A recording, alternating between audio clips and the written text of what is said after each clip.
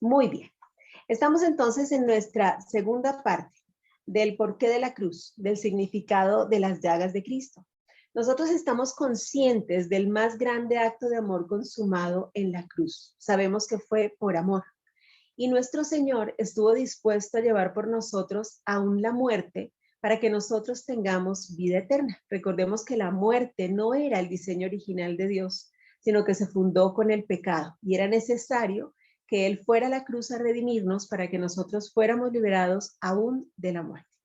Nuestros pecados y nuestras debilidades fueron los que llevaron a nuestro Señor Jesucristo a la cruz. Y nosotros no debemos sentirnos ya culpables por eso, la culpa tampoco es del Señor, sino más bien apropiarnos de ese perdón que Él nos otorgó, de la libertad que Él nos dio. Es tiempo de vivir libres y sobre todo de tomar el poder de la restauración en cada área de nuestras vidas. Ese poder viene de su sangre derramada desde el Getsemaní hasta el momento en el que Él ya murió, fue al infierno, peleó nuestra batalla y resucitó glorioso, es decir, que venció aún la muerte que se había fundado por el pecado, ¿cierto? Entonces Jesús entregó su cuerpo por nosotros, lo clavó en la cruz por y para nosotros y lo volvería a hacer porque nos ama. Grábese eso en su corazón, es un acto de amor. Debemos entonces conocer, y es a donde vamos a ir hoy, cada una de las llagas y qué significó, por qué el Señor permitió esas llagas en su vida, pero también los dos aspectos de la cruz, ¿no es cierto? El terrenal o humano y el celestial o divino. Por eso les decía yo en la anterior charla que la cruz tiene dos maderos. Uno representa el horizontal, esa parte humana, y el vertical es el que conecta la tierra con el cielo, y esa es la parte divina, la parte celestial. Hoy vamos a ver también cuál es el significado de estos dos. Y estamos viendo nosotros entonces que ese horizontal nos hace saber el pecado y las debilidades que llevaron a Jesús a la cruz, que provocaron esa atrocidad de la cruz porque realmente fue una muerte que no tiene par. Esto implica que usted y yo lo crucificamos. Y el segundo, el vertical, determina la victoria de Jesús por nosotros en esa cruz.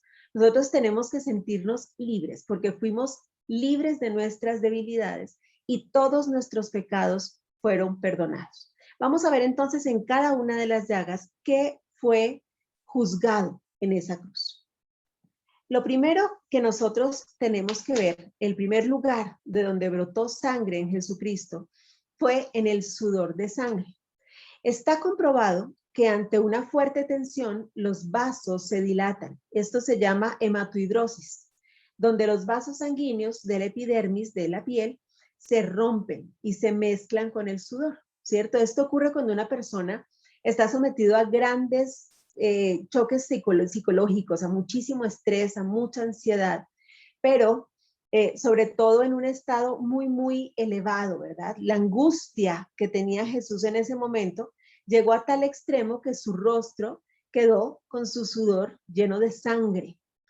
Esto nos lo describe el médico Lucas, ¿cierto? No, es el único que narra este evento. En los demás evangelios no narra ese sudor de sangre como tal, pero justo el médico Lucas nos dice, registra el hecho. Ahora, ¿qué le pudo provocar a Jesús, a un hombre tan tranquilo, tan pacífico, una reacción corporal de esa proporción? La única respuesta válida a esta cuestión es que Jesús sabía exactamente lo que le esperaba. El desenlace, él sabía lo que iba a suceder en cuestión de horas, ya había llegado el momento.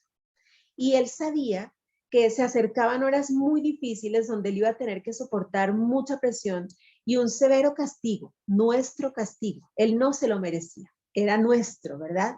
Pero estaba fuera del alcance de resistencia para cualquier ser humano y en ese momento él estaba hecho hombre, él era humano, experimentaba dolor, experimentaba angustia. Estaba muy fuera esa tensión de los límites que un cuerpo pudo llegar a soportar. Entonces tuvo la hematohidrosis. Tenga usted además presente que cuando existe la hematohidrosis se produce en todo el sistema capilar muchísima sensibilidad. Entonces cualquier roce duele mucho más los golpes que él recibió después. Es decir, que esto además hizo mucho más grande su agonía. Él sabía que le iban a pasar muchas cosas muy duras, pero no huyó, no se escondió, más bien esperó a que los acontecimientos ocurrieran porque él sabía que por su muerte nosotros tendríamos vida eterna y salvación. Era parte de su mensaje, ¿no es cierto? Yo creo que la parte más importante de su mensaje. Se quedó allí por amor a usted y a mí y lo soportó todo. Empezó en mucha angustia y se fue al Getsemaní después de esa última cena y le dijo a sus discípulos que le apoyaran en oración y se apartó a orar, se apartó a estar solo con su padre. Y dice que hizo la misma oración 3 veces y después se paró de allí fortalecido a tomar la copa que el Señor le había dado, ¿no es cierto? Vean cómo dice el versículo, estamos en Lucas 22, del 42 al 44, y dice, Padre, si quieres, mira cómo se presenta al Padre, si quieres pasa de mí esta copa, pero no se haga mi voluntad, sino la tuya.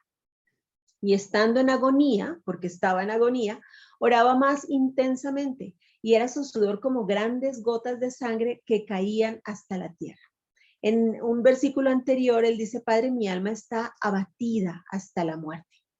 ¿Qué fue lo que venció el Señor allí? ¿Qué venció a través de ese sudor de sangre? Lo primero fue que nos devolvió la capacidad de obediencia absoluta a Dios. Recuerde que todo fue por desobediencia, ¿cierto? El pecado fue la desobediencia del hombre a aquel mandato simple que el Señor le había dado en el Edén.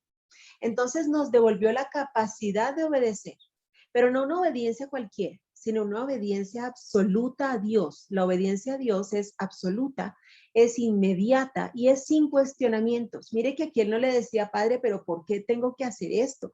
Padre, ¿será que lo podemos hacer después o mejor yo me voy, Padre? No, no, no. Le dijo por si acaso hubiera una opción.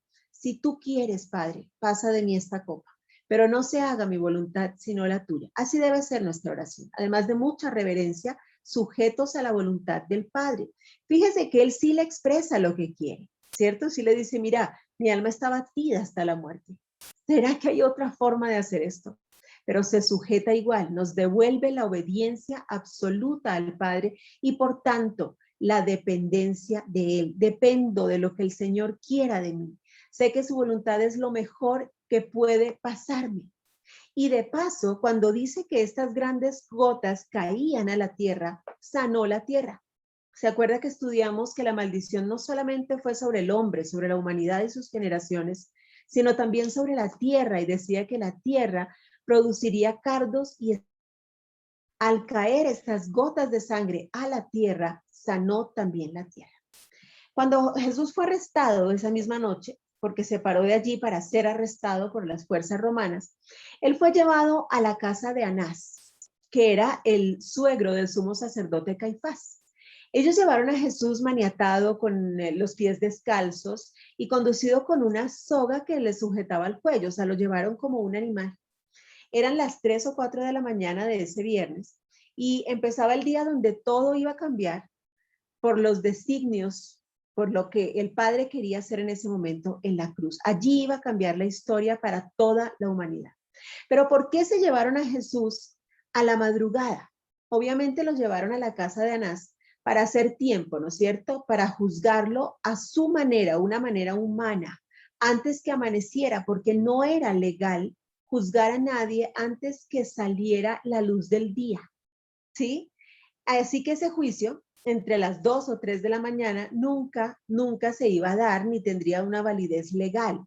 Lo que ellos realmente hicieron fue juzgarlo en ese ámbito privado, allí donde estaban los grandes sacerdotes. Además, no eran ningunos delincuentes, eran grandes sacerdotes que querían juzgarle porque se oponía a su religiosidad, ¿sí? Allí era un grupo muy selecto de personalidades, ¿sí? Que estaban esperando primero juzgarlo a su manera para luego someterlo a un juicio cuando ya amaneciera. Anás lo miraba y le empezó a hacer muchas preguntas, ¿no es cierto? Él empezó a hacerle preguntas sin darle siquiera tiempo de contestar y le decía, ¿eres el rey de los judíos? ¿Qué es lo que tú predicas? ¿Quiénes son tus discípulos? ¿Cuál es tu verdadero propósito? Y él estaba acostumbrado a amedrantar seguramente a la gente y que la gente le respondiera con mucho temor. Pero el Señor Jesús, en cambio, se aferró a algo que se llama el derecho de gentes, ¿no es cierto? Y le respondió que todo lo que él ha predicado, con quien él lo ha hecho, con quien él ha estado, absolutamente todo lo ha hecho a la luz del día y en público, en templos y en sinagogas, sin esconderse, a la vista de todos, por lo que él no entendía por qué estaba siendo juzgado a esas horas de la madrugada, entre las sombras, en privado, sin estar presente toda la gente que había acudido a sus actos y que podían responder a esas acusaciones, ¿sí? En ese momento, claro, para Anás eso fue además como un desafío a su autoridad, ¿no es cierto? Y entonces, en ese momento, este hombre que ya estaba casi desnudo, ante todos esos hombres poderosos, evidenció que ellos simplemente tenían un conocimiento de las leyes, ¿verdad? Pero no conocían realmente a quien le había enviado. De ahí, por un momento de ira, entonces empezaron los golpes. Allí empezaron a golpear fuertemente a Jesús y dice que un soldado le golpeó y le rompió el tabique nasal. Ese fue el primero de una larga lista de golpes que él empezaría a sufrir, ¿cierto? Era el comienzo del fin. Y dice que Jesús miró al guardia que le había pegado y le dijo, si he hablado mal, dime en qué. Y si he hablado bien, ¿por qué me golpeas? ¿Sí? Anás era un ser déspota, autoritario, ¿cierto? Y él estaba allí viendo las reacciones de Jesús y cada palabra suya y cada acción violenta contra él, pero vio que no lograba el objetivo, ¿cierto? Entonces envió a Jesús ante Caifás, ante su yerno. Pero Caifás no tenía autoridad suficiente para ordenar pena de muerte a nadie. En la ley judía, nadie podía ser condenado a muerte y por eso lo mandaron donde Poncio Pilato, que era el gobernante romano en Judea, para que él decidiera su suerte. O sea, ellos querían a Jesús muerto. El diablo definitivamente sabía que si lo dejaba con vida, nunca iba a vencer, ¿cierto? Entonces, mientras Jesús estaba delante de Caifás, entonces Caifás dijo, bueno, conviene que muera uno solo por el pueblo y no perezca toda la nación. Y entonces allí empezaron otra vez a dañarle físicamente, le cubrieron los ojos, le escupieron la cara, le golpearon en su rostro de forma constante. Usted esto lo puede estudiar en los pasajes de Mateo 26, del 67 al 68, en Marcos 14, 65, y aquí en Lucas 22, del versículo 63 al 65. En ese juicio contra Jesús estaba presente un hombre que se llamaba José de Arimatea, que era como ese amigo adinerado de Jesús, ¿no es cierto? Y él fue el único que intentó defender a Jesús de todas las acusaciones que se le vendrían. De hecho, fue él quien al final le cedió su tumba. Allí ya en el Sanedrín, en ese lugar de reunión, ellos pedían la condena de muerte para Jesús. Pero como le digo, no podían ajusticiarle ellos, necesitaban a los romanos, ¿cierto? Y entonces, cuando ya llevaron con premura a Jesús a la fortaleza Antonia, frente a Poncio Pilato, ya eran las 6 de la mañana. Imagínense todo lo que pasó en este tiempo, ¿no es cierto? Y ya eran las 6 de la mañana del viernes 3 de abril, ¿sí? Allí estaba Jesús. Y entonces ellos además tenían muchísima premura, muchísimo afán, porque al día siguiente era el día de la Pascua y no se podía crucificar a nadie en esa fecha. Llegaba mucha gente de afuera y era una vergüenza que vieran allí a estos hombres crucificados, ¿sí? Y entonces otra vez Pilato le preguntó que si él era el rey de los judíos y él le respondió, mi reino no es de este mundo. Si fuera de este mundo, mis ministerios lucharían por mí, pero mi reino es la verdad. Él siguió predicando la verdad. Mire que él no empezó a decir quejas ni insultos, ni respondió mal, no, él seguía respondiendo la verdad. Y después de un rato de interrogarlo, Poncio Pilato no encontró motivo para condenarle a muerte, ni tampoco le consideró culpable de los cargos que se le imputaban. Pero todos allí estaban enardecidos y empezaron a amenazar con acudir al emperador Tiberio, con hacer muchas otras cosas. Entonces Pilato, buscando darle una nueva oportunidad a Jesús, pero también buscando como aquietar un poco a la gente, entonces empezó a querer resolver el juicio diciendo que en el día de la Pascua era normal liberar a un criminal. Entonces le puso al lado a Barrabás, a un criminal terrible, y le puso a escoger a la gente, a esa gente que poco antes lo había proclamado rey. Y les decía que a quién escogían, a quién querían liberar. tristemente la gente escogió a Barrabás, ¿sí? Allí fue liberado uno de los más grandes asesinos, ¿no es cierto?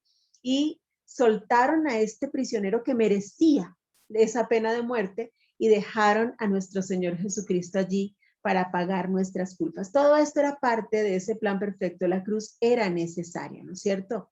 Ahora, ¿por qué ellos querían liberar a este hombre Barrabás y no a Jesús? ¿Sí? ¿Por qué? Era parte del plan del enemigo. Estaban engañados, ¿no es cierto? Totalmente engañados. Imagínese usted que con todos estos golpes que le dieron, obviamente su rostro estaba desfigurado. Sí, ellos no solamente lo humillaron físicamente y le causaron heridas físicas, ¿no es cierto? Sino que además de todo querían humillarle aún emocionalmente, ¿verdad? Querían presionarlo, pero no lo lograron. Él permitió que desfiguraran su rostro. Y nos dice la Biblia, nos decía la profecía que se cumplió en este momento en Isaías 52:14, dice, así como muchos se asombraron de él al ver su semblante tan desfigurado que había perdido toda apariencia humana. En Mateo 26, 67, 68 nos muestra el cumplimiento de esa profecía. Dice, entonces le escupieron en el rostro y le dieron de puñetazos y otros le abofeteaban diciendo, profetízanos, Cristo, ¿quién es el que te golpeó? ¿Sí ve? Lo humillaban. ¿Y qué hizo él con esto? Él venció nuestro ego, ¿sí? Venció el ego y lo venció para que nosotros podamos obedecer aún el mandato, la advertencia que nos hace en Santiago 4:6, cuando dice que Dios se opone a los orgullosos, pero trata con bondad a los humildes. Es decir, al soportar toda esta humillación física y emocional, Él nos devolvió la humildad. Recuerde que la caída se provocó porque aquel que cayó del cielo por quererse hacer como Dios, engañó al hombre pretendiendo que haga lo mismo, diciéndole que si comía de ese fruto, él iba a ser como Dios. Es decir, era una soberbia, una altivez, ¿verdad? Que solo se podía vencer con la humildad que Cristo nos enseñó. Nos enseñó permitiendo aún que desfiguraran su rostro. Y como si esto fuera poco, arrancaron su barba. Dice en Isaías 56, ofrecí mi espalda a los que me golpeaban, mis mejillas a los que me arrancaban la barba. Ante las burlas y los escupitajos, no escondí mi rostro. Esta era la profecía de lo que ocurría, de lo que iba a ocurrir y ocurrió en efecto. La barba, recordemos que es un símbolo de autoridad para ejercer el sacerdocio en la Biblia. Arrancarla era quitarle su autoridad, eso era lo que ellos pretendían. Cuando él permitió que brotara sangre de su barba mesada, nos devolvió la autoridad que como hijos nos fue dada sobre la creación y renovó nuestra capacidad, nuestra responsabilidad y el llamado a ejercer el sacerdocio. Recordemos que el diablo no tiene poder, él no tiene autoridad, le fue dada a los hijos. Solamente los hijos de Dios tienen autoridad. Entonces él quiere engañarnos para que nosotros le sirvamos a él y hacer uso de nuestra autoridad sobre la creación. ¿Es claro esto para usted? Yo espero que sí. Le pido al Espíritu Santo que se lo revele para que usted nunca permita el engaño y nunca ceda su autoridad. Esta autoridad le había sido quitada al hombre. El hombre le entregó la llave de la creación al diablo en el momento en el que le abrió la puerta pecando. En este momento el Señor, a través de la sangre que brotaba de su cara por su barba mesada, nos devolvió la autoridad, ¿cierto? Nos devolvió la autoridad y por supuesto el poder para ejercer el sacerdocio. Usted me va a decir, yo no soy un sacerdote, sí lo es. Cada uno de nosotros es sacerdote de su casa y parte del propósito de Dios a buscar lo perdido y regresarlo a Cristo. Usted es pastor de su casa. Es tiempo de ejercer nuestro sacerdocio y cumplir la gran comisión. Y después de esto vinieron los azotes en su espalda, ¿sí? Como vimos, la enfermedad no es parte del plan de Dios, definitivamente no lo es. Es consecuencia del pecado que fundó la muerte. Veamos nosotros que en la palabra dice que hay una llaga. Le voy a leer el versículo, dice en Isaías 53, 4, 5, dice, ciertamente llevó él nuestras enfermedades y sufrió nuestros dolores y nosotros le tuvimos por azotado, por herido de Dios y abatido, mas él herido fue por nuestras rebeliones, molido por nuestros pecados. El castigo de nuestra paz fue sobre él y por su llaga fuimos nosotros curados. ¿Se da cuenta que dice su llaga una sola? Y entonces, ¿por qué fueron 39 latigazos? ¿Por qué 39 latigazos? Existen 39 raíces de enfermedad reconocidas científicamente, de las cuales se derivan todas las enfermedades, ¿cierto? Es decir, 39 enfermedades matrices, 39 azotes de Jesús, 39 llagas que curaron cada una de esas raíces. ¿Le parece a usted que es coincidencia? En el Señor no lo hay, ¿no es cierto? Es definitivamente su plan perfecto en acción. Yo le digo rápidamente la lista de las 39 enfermedades. Hay enfermedades cerebrales, neurológicas, endocrinas, hematológicas, inmunológicas, metabólicas, oncológicas, oftalmológicas, ópticas, odontológicas, esofágicas, cardíacas, vasculares, pulmonares, gástricas, intestinales, pancreáticas, hepáticas, biliares, renales, vesicales, uretrales, uterinas, ováricas, prostáticas, venéreas, dermatológicas, osteotendinosas, musculoesqueléticas, de la colágena, psiquiátricas, psicosomáticas, psicosociales, infecciosas, autoinmunitarias, genéticas, reumáticas, inflamatorias y geriátricas, ¿cierto? Esas son las 39 raíces, entonces de ellas se derivan las enfermedades. Todas estas fueron juzgadas por los 39 azotes, ¿cierto? ¿Por qué 39 azotes? ¿Por qué llevaron ellos a Jesús ante Pilato y no lo juzgaron bajo la ley judía? Porque resulta que dentro de la ley judía había una cosa muy bien especificada en Deuteronomio 25:3 que dice que en ningún caso, y miren el énfasis que le hace allí, se darán más de 40 azotes para evitar que aquel compatriota sufra un castigo demasiado duro y se sienta humillado ante ustedes. Es decir, que la ley judía decía que se le podían dar máximo 40 azotes menos uno, es decir, 39, una llaga por cada raíz de enfermedad. ¿Lo ve así? La ley romana, en cambio, podía azotarlos hasta que murieran y ellos querían que Jesús muera. Lo que nos devolvió con esto, con los 39 azotes externos, fue la sanidad física, ¿no es cierto? Sí, Él llevó nuestras enfermedades, pero obviamente esto también causó heridas internas y esto trajo sobre nosotros sanidad interior y capacidad de perdonar. ¿Sí? Usted tiene capacidad de perdonar, entonces no nos podemos excusar en que no puedo perdonar. El Señor ya nos devolvió esa capacidad. Ahora, quiero mostrarle un poco para que usted se haga idea cómo fueron esos azotes, cómo fue que lo azotaron a él. Resulta que había un látigo, este látigo de aquí, ¿cierto?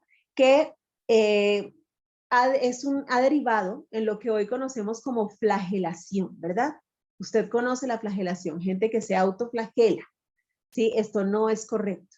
Ahora, dice que se emplearon varios instrumentos de tortura, además de este flagrum, ¿cierto?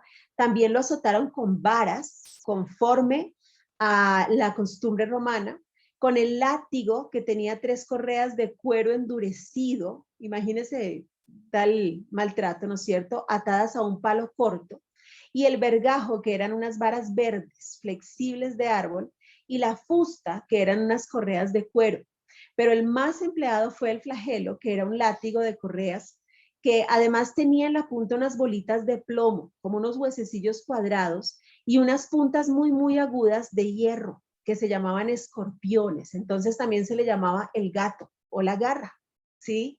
Esto no solamente le golpeaba, sino que además se enterraba en su piel y la desgarraba al retirarla. Eran 6 soldados romanos los que se encargaban de alternarse para golpear el cuerpo de Jesús de la forma más cruel posible. Yo no sé si usted ha visto La Pasión de Cristo y hay una parte en la que el actor cuenta cómo fue todo el rodaje de la película. Y dice que cuando ellos estaban haciendo esta escena, pues tenían unas placas de aluminio donde este flagellum, porque además utilizaron las herramientas reales, ¿no es cierto? Quisieron hacerlo todo lo más apegado a la realidad. donde él pegaba y hacía como el ruido, como si lo golpeara. Hubo un momento en el que aquellos romanos, porque había romanos de verdad, no entendieron la orden que en ese momento les dio Mel Gibson y le decía que tomaran impulso, que lo hicieran un poco más real. Este hombre tomó impulso, pero se le fue este flagellum de la placa a la piel del actor. Y dice que en un solo azote, le abrió una herida de 18 centímetros de largo. ¿Sí? Imagínense, uno solo. ¿Cómo serían los 39? ¿Cómo terminaría su piel? Dice que el tiempo que Jesús pasó en este lugar que se llamaba el Pretorio, le dieron tantos latigazos que le ocasionaron heridas en todo su cuerpo. Todo su cuerpo estaba ensangrentado, estaba resquebrajado, excepto esos lugares donde se encontraban sus órganos vitales. Y los textos hablan de la crueldad de estos soldados, ¿no es cierto? Describen que realmente fue un suplicio y que el cuerpo había quedado horrible, que era muy desagradable de ver, que su cuerpo parecía como el de un leproso, y esto cumple la profecía que estaba en Isaías 53, del 2 al 4, cuando dice, subirá cual renuevo delante de él, y como raíz de tierra seca, no hay parecer en él ni hermosura. Le veremos, mas sin atractivo para que le deseemos. Despreciado y desechado entre los hombres, varón de dolores, experimentado en quebranto, y como que escondimos de él el rostro, fue menospreciado y no lo estimamos. En el 4 dice, ciertamente llevó él nuestras enfermedades y sufrió nuestros dolores, y nosotros le tuvimos por azotado, por herido de Dios y abatido. Y también nos dice que desde la planta del pie hasta la cabeza había quedado todo golpeado y sangrando. En Isaías 16, en el 1 y el 6, dice, desde la planta del pie hasta la cabeza, no hay en él cosa sana, sino herida, hinchazón y podrida llaga. No están curadas, ni vendadas, ni suavizadas con aceite. En la primera llaga nosotros vimos que Jesús sufrió en el Getsemaní la hematohidrosis y, como le dije, tenía obviamente una hipersensibilidad, ¿no es cierto? Imagínense el dolor que debió soportar en este momento con este castigo, ¿sí? Este castigo que realmente lo merecíamos usted y yo. Y como si fuera poco, una vez que ya le dieron este castigo inhumano, lo llevaron a otra estancia que se llamaba el atrio, que estaba en el interior del pretorio. Y allí hicieron con él algo que en ese tiempo se llamaba el juego del rey, que era como un juego de azar practicado por niños y adultos, ¿no es cierto? Y entonces, en medio de todo ese juego, le impusieron a él una corona de espinas. En el atrio había entre 400 y 600 hombres que le obligaron a sentarse en un banco de piedra. Imagínense su cuerpo totalmente ensangrentado, lleno de heridas. Y dice que fue cubierto con una capa corta. La capa corta era símbolo de esclavitud, de servidumbre, y la capa larga era símbolo de realeza, ¿no es cierto?, de autoridad, de sacerdocio.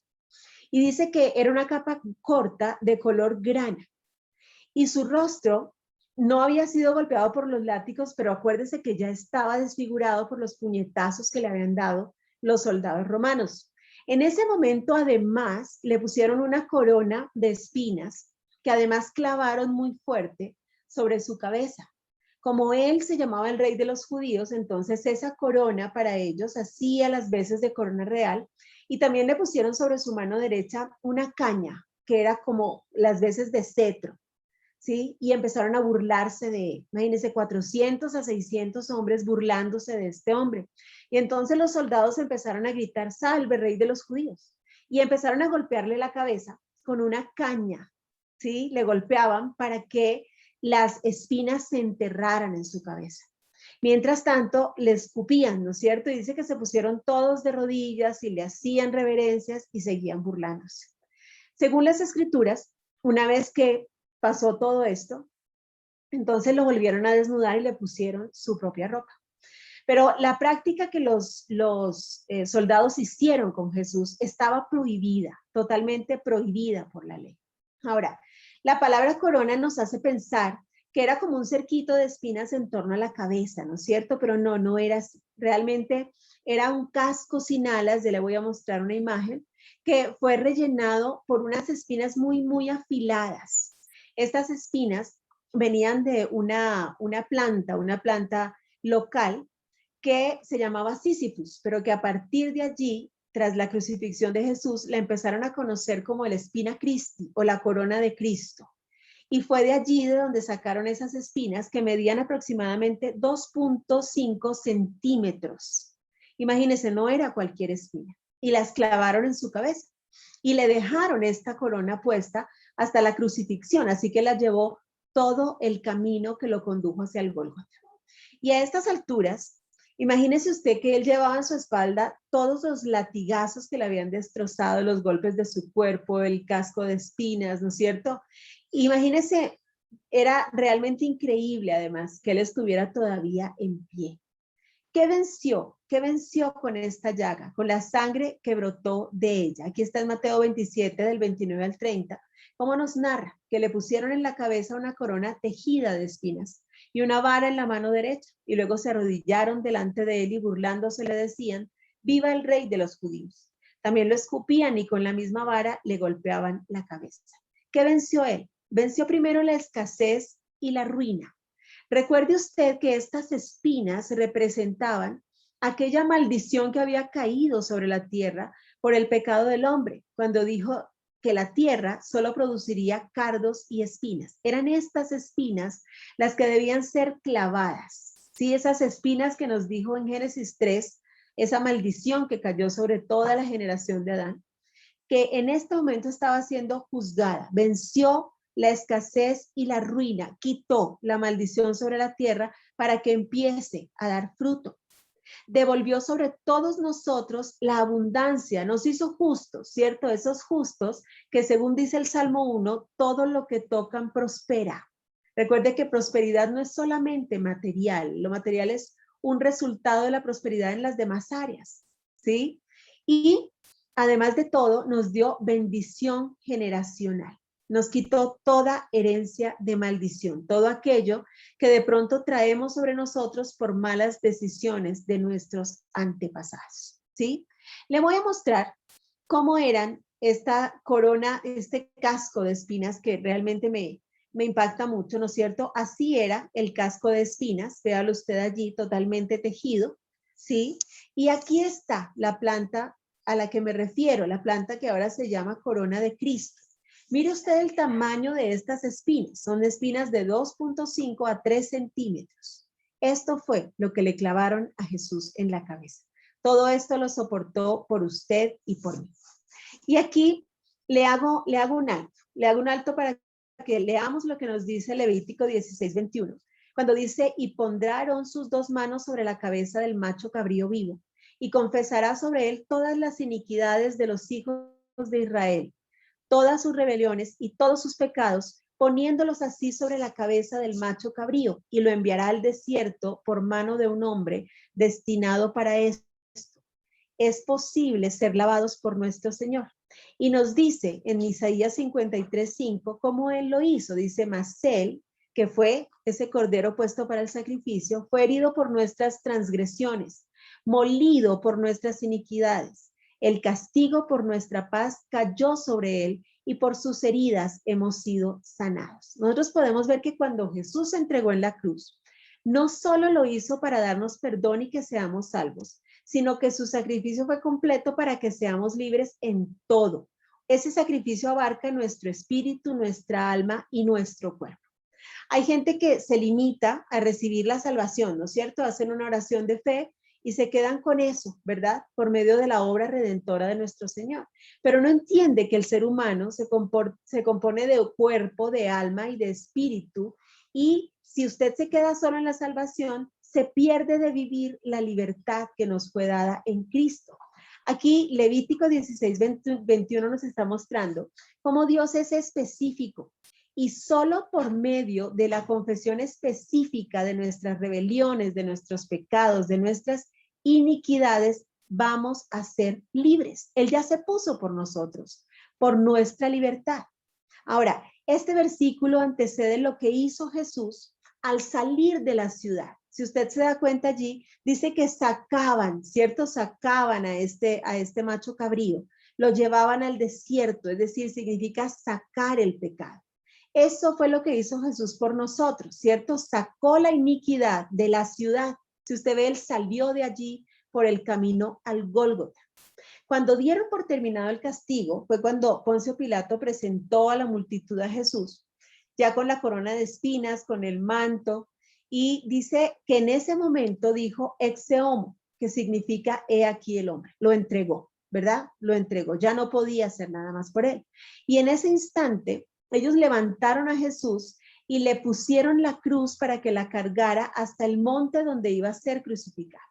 En este punto hay que aclarar que a Jesús lo que realmente le hicieron cargar fue el patíbulo, la parte horizontal de la cruz. La cruz estaba formada por dos maderos, como le dije al principio, el horizontal, que era el más corto, y el vertical, que era el más largo. A Jesús le hicieron cargar con el madero horizontal, que se llamaba patibulum, ¿cierto? El patíbulo, y no el vertical, que se llamaba stipes, porque este ya tenía que estar clavado en el lugar de la crucifixión. El patíbulo solía pesar entre 51 kilos y 70 kilos. Imagínense lo que él tuvo que cargar tan herido como estaba. Y lo tuvo que cargar cerca de 594 kilómetros, que es lo que hay entre la Fortaleza Antonia hasta el Gólgota. Ese patíbulo se lo ataron sobre sus hombros y allí empezó la famosa travesía por la Vía Dolorosa. Ahora, además, tenga en cuenta usted que esa vía tiene muchos desniveles. Dice que tiene hasta un 25% de desnivel. Y Jesús se tambaleaba y se caía. Además de la pérdida de sangre, de las heridas de su piel, de las espinas en su cabeza, de lo difícil que era el terreno, del peso del patíbulo, ¿cierto? Tenga usted en cuenta que él no había dormido, ¿cierto? Tampoco había comido y mire todo lo que él tuvo que soportar. Realmente fue algo inexplicable cómo pudo terminar. Y ese patíbulo además debía ser de una madera de pino o de olivo, que son dos árboles muy comunes en aquella zona. Y esta madera tiene muchísimas astillas. Y este madero que soportó Jesús obviamente no estaba ni lijado ni barnizado. ¿Sí? A ellos no les interesaba algo de calidad, sino más bien algo que siguiera siendo tortura. Así que imagínese usted en cada caída y con la piel y las terminaciones nerviosas al descubierto, cómo sería el dolor de esas astillas clavándose en su cuerpo. Definitivamente fue toda una tortura hacia el Calvario. Y él trataba de levantarse una y otra vez, pero cada vez le costaba más. Y después que Jesús fue azotado, después que lo maltrataron tanto, rumbo al Gólgota en la Vía Dolorosa, dice que además tuvo que sufrir toda la burla de la multitud que le rodeaba. La gente se agolpó para verlo pasar y se burlaban de él. Y dice que salió, entonces salió del lugar donde se habían burlado, camino al lugar de su muerte. En Juan 19:17 dice, tomaron pues a Jesús y él salió cargando su cruz al sitio llamado el lugar de la calavera, que en hebreo se dice Gólgota. En el camino, Jesús vio la gran multitud y predijo a ellas sobre el futuro, las profecías que nos hablan de la destrucción de Jerusalén y el fin del mundo que se darán ya en la gran tribulación. Esto nos lo dice en Lucas 27. Tome nota, por favor. En Lucas 27, del 27 al 32, dice, y le seguía una gran multitud del pueblo y de mujeres que lloraban y se lamentaban por él. Dice en el 28, dice, pero Jesús volviéndose a ellas dijo, hijas de Jerusalén, no lloren por mí, lloren más bien por ustedes mismas y por sus hijos, porque aquí que vienen días en que dirán, dichosas las estériles y los vientres que nunca concibieron y los senos que nunca criaron. Entonces comenzarán a decir a los montes, caigan sobre nosotros, y a los collados, cúbrannos, porque si en el árbol verde hacen esto, ¿qué sucederá en el seco? Y dice ya en el 32, y llevaban también a otros dos que eran malhechores para ser muertos con él. Eran los dos ladrones que sí merecían el castigo y que fueron crucificados, uno a su izquierda y otro a su derecha. En Hebreos 13:12 nos dice también, nos confirma que Jesús se fue, que salió. Dice, así también Jesús sufrió la muerte fuera de la ciudad para consagrar al pueblo por medio de su propia sangre. Sacó el pecado, se lo llevó. Dice que Jesucristo padeció fuera de la puerta. Cada parte de su sacrificio, si usted se da cuenta, fue muy diferente, ¿no es cierto? Lo hemos visto en cada una de sus llagas. Y estas llagas se abrieron para que usted y yo recibiéramos sanidad. No somos sanos por los azotes, sino por su llaga. Y cada llaga trató un área. Al tomar el patíbulo, que era ese poste transversal, que era muy, muy pesado, ¿cierto? Desde la casa de Herodes hasta el Gólgota, en esa ruta dice que él se cayó 3 veces y salió de la ciudad, es decir, que nos saca de la iniquidad. Recuerde usted que hicimos un estudio acerca del número 3. Si usted desea, lo vemos después, lo vemos a continuación. El camino hacia la cruz fue muy, muy difícil y él estaba muy, muy débil, ya no podía cargar la cruz. Y entonces nos dice en Mateo 27:31 que después de haberse burlado de él, le quitaron el manto, le pusieron sus ropas y le llevaron para crucificarlo. Y cuando salían, hallaron a un hombre de Cirene llamado Simón, al cual lo obligaron a que llevara la cruz. Llamaron a alguien para que le ayude. Esta entrega de la cruz a Simón de Cirene también tiene un significado muy especial. Lo que yo quiero que usted vea es que nada de esto fue coincidencia, nada de esto fue al azar. Él tenía que sacar de la ciudad, cumpliendo lo que dice en Levítico, sacar el pecado, ¿no es cierto?, del lugar, y además tenía que entregarla.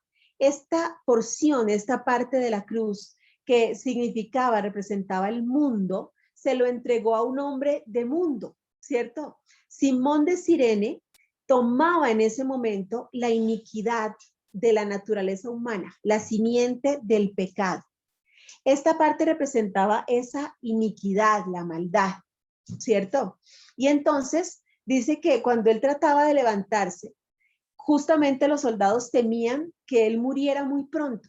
Y entonces le llamó a este hombre que nos deja ver que era un hombre norteafricano, ¿no es cierto? Allí quedaba Cirene.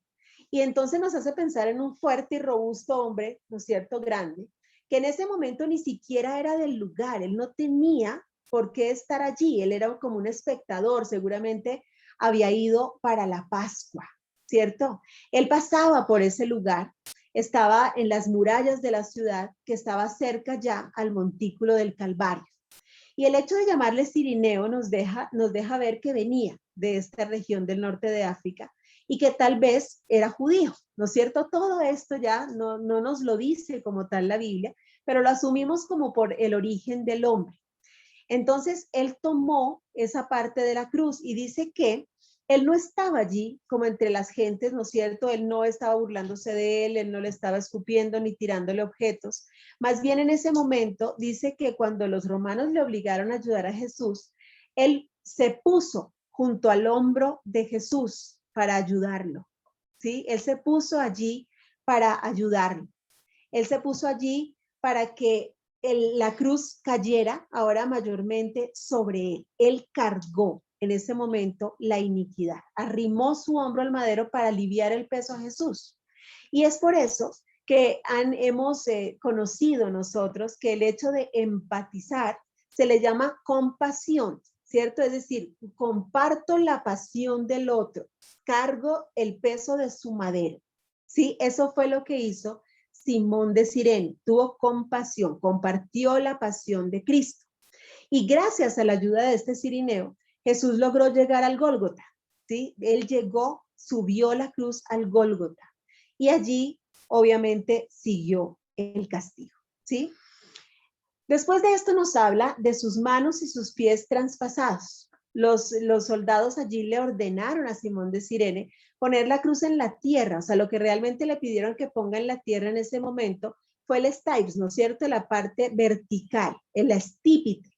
Lo pusieron en el piso para poder poner allí entonces el patíbulo, ¿sí? Y clavar allí a Cristo. Y una vez que ya estaba colocado en el suelo, lo pusieron a él, poniendo su espalda y sus hombros contra el madero, y procedieron a poner los clavos, que en contra de lo que la mayoría de las pinturas y creencias nos dicen, no se lo pusieron en sus palmas porque esto no tendría soporte, sino realmente en la muñeca, exactamente entre el cúbito y el radio, ¿sí? Allí sí podía soportar el clavo.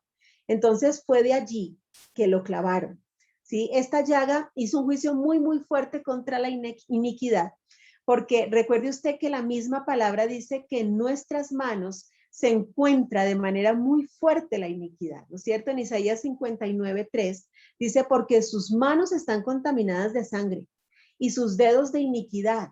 Sus labios pronuncian mentira, hablan maldad su lengua, ¿sí?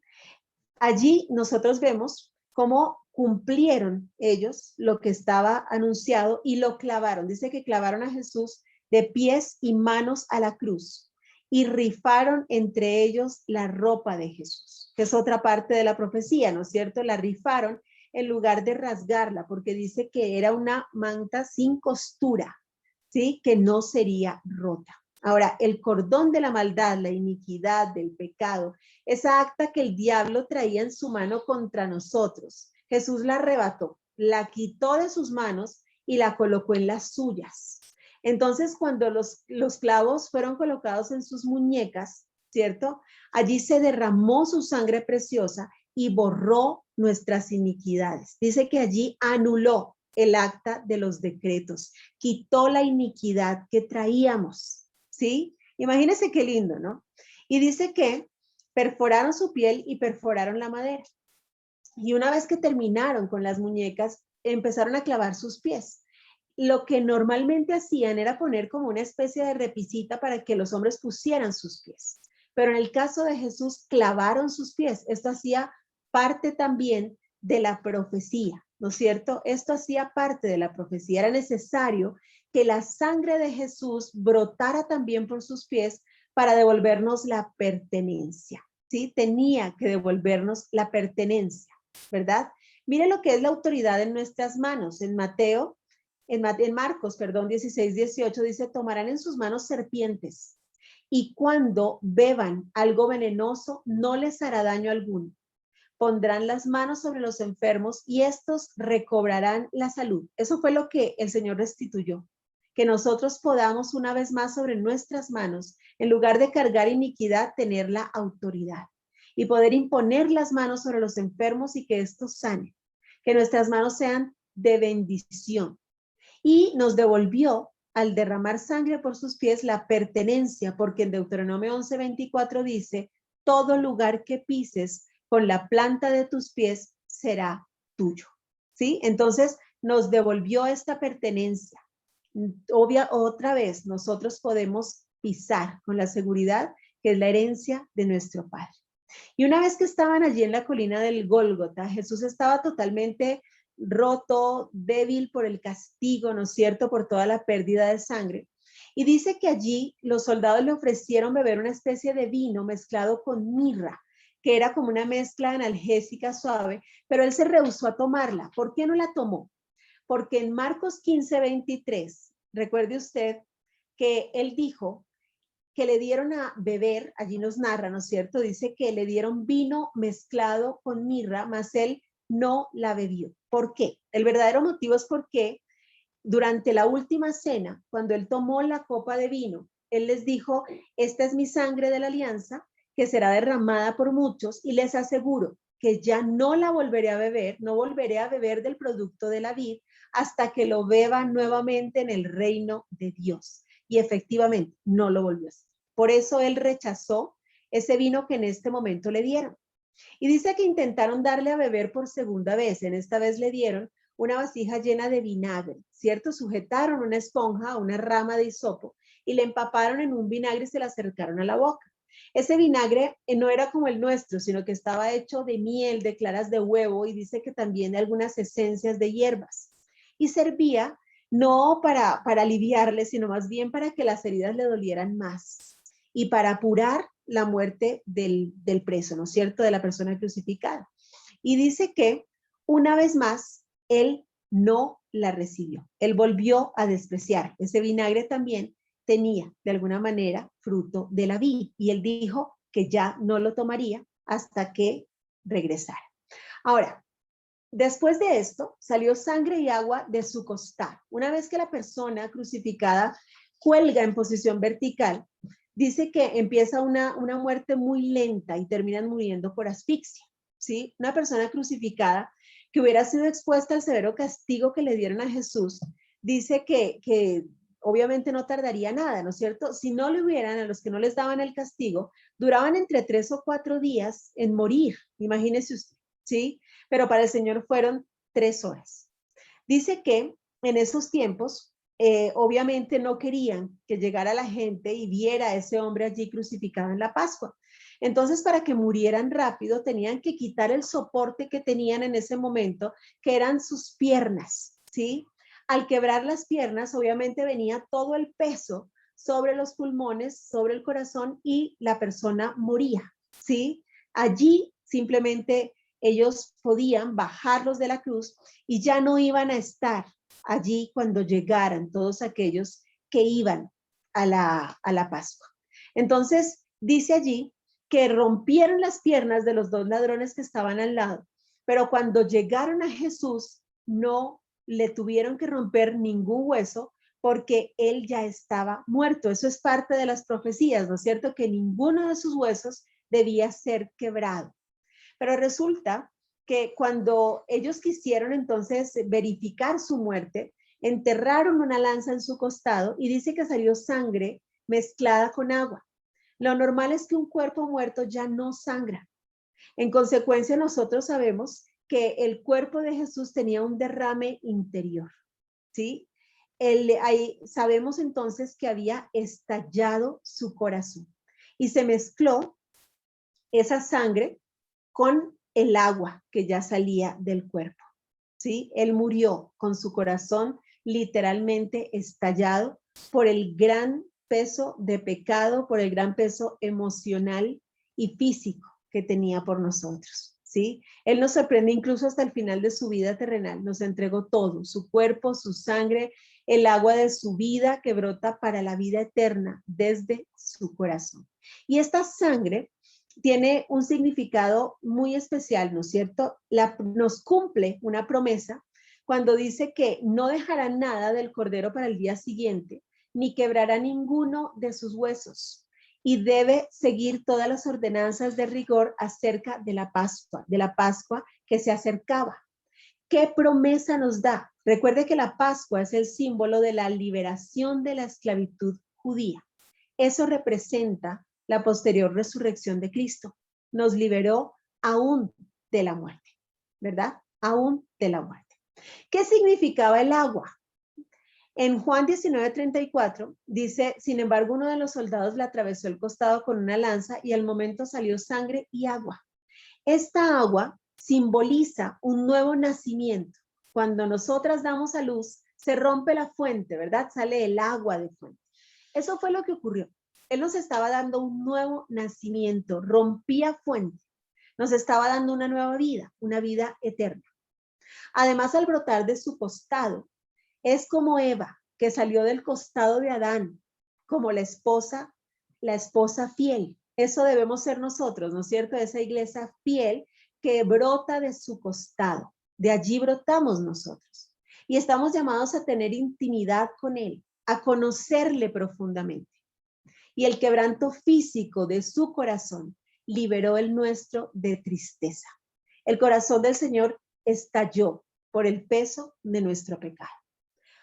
Todas las pruebas que usted y yo vivimos hoy en día, siendo libres, nos lleva a un peso de gloria. Es decir, cuando el Señor permite sobre nosotros pruebas, tal como si usted recuerda aquel pasaje cuando le decía a Pedro que el diablo le había pedido para zarandearlos, realmente pedía a todos los discípulos para zarandearlos, pero él hablaba a Pedro y le decía allí, le decía no que él dijo que no, sino que él oró para que Pedro tenga fortalecida su fe, para que sea fortalecida su fe y así él pueda después levantar a sus hermanos.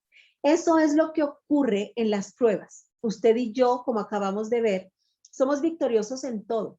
Estamos peleando una batalla ya ganada, porque además de esto, el Señor murió, bajó al infierno y peleó con el diablo, le quitó la llave que Adán le había entregado y resucitó victorioso, nos dio la victoria aún de la muerte. Nos entregó nuevamente esa llave con autoridad, con salud, con vida eterna, bendijo nuestra tierra, ¿cierto? Nos devolvió la autoridad, nos devolvió la pertenencia. Él hizo todo por nosotros, nos devolvió la humildad, la capacidad de obediencia, de perdón. Entonces, todo lo que usted y yo vivimos hoy en día, son formaciones para que usted y yo, fortalecidos en la fe, levantemos a otros y los llevemos a esta realidad de la cruz, a ser libres también en la cruz. En Hebreos 2 del 17 al 18 dice, y para eso tenía que hacerse igual en todo a sus hermanos. Por eso vino como hombre, ¿cierto? Para llegar a ser sumo sacerdote, fiel y compasivo en su servicio a Dios, y para obtener el perdón de los pecados de los hombres por medio del sacrificio. Y como él mismo sufrió y fue puesto a prueba, ahora puede ayudar a los que también son puestos a prueba. Por eso se hizo hombre, para mostrarnos como hombre a usted y a mí que sí se puede, ¿cierto? Que sí se puede. Ese fue su objetivo. Si no, él mismo, siendo Dios, hubiera podido bajarse de esa cruz, hubiera podido no ir, pero quiso mostrarnos a usted y a mí como hombre lo que como hombres tenemos en su cruz, en su liberación, en su sangre. Ahora, después de eso, para que el día de reposo no fuera profanado, los judíos le solicitaron a los romanos que Jesús fuera bajado de la cruz. Y una vez en tierra, lo llevaron al sepulcro que pertenecía a José de Arimatea. ¿Se acuerda? Aquel que lo defendió en la casa de Anás. Y dice allí que lo llevaron, pero al tercer día Jesús ya no estaba. ¿Cierto? Esa ya es otra historia, la historia de la resurrección, ¿verdad? Recordemos entonces que Jesús nació y vivió como cualquier otro ser humano, pero su muerte no fue de este mundo. Y solo alguien con una fe tan fuerte, la fe que vino a enseñarnos, pudo soportar este castigo tan tremendo. Jesús era un hombre, como cualquier otro hombre, fue llevado a una tumba, ¿sí? Porque murió, pero resucitó. Y es la mayor evidencia de su divinidad. Se sabe dónde está la tumba de Mahoma, la tumba de todos aquellos que la gente ha proclamado dioses, pero la tumba de Cristo está vacía. Jesús amó como aman los seres humanos, pero los que no están impregnados de maldad, ¿no es cierto? Su muerte llevó la palabra amar más allá de nuestras fronteras. Jesús dejó de respirar y murió como muchos hombres lo hicieron, pero ninguno con la capacidad de perdón que él mantuvo hasta su muerte. Con eso nosotros podemos entender que Jesús nos dejó su cuerpo y su sangre para fortalecernos todos los días y para tomar todas esas victorias ganadas desde el Getsemaní hasta la cruz, ¿cierto? Allí está nuestra victoria. Yo le pido al Señor que le revele a usted esta palabra, que le permita tomar posesión absoluta y vivir en libertad como Él le dejó en la cruz.